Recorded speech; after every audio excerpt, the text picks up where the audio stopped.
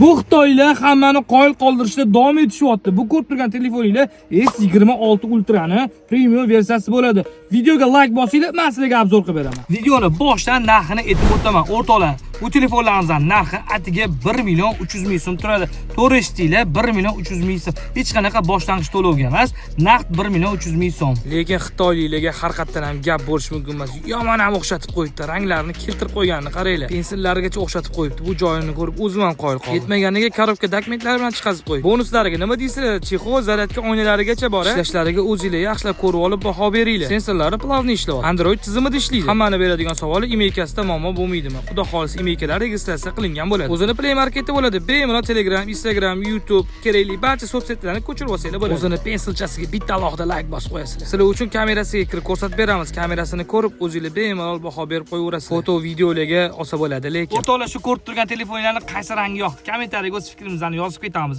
O'rtoqlar, bu telefonlarni albatta korobka dokumentda bo'ladi. Agar sizlarga shu telefonimiz qiziqish uyg'otgan bo'lsa, bemalol bizga aloqaga chiqishingiz mumkin. O'zbekiston viloyatlariga va shahar ichida dastavkamiz bor.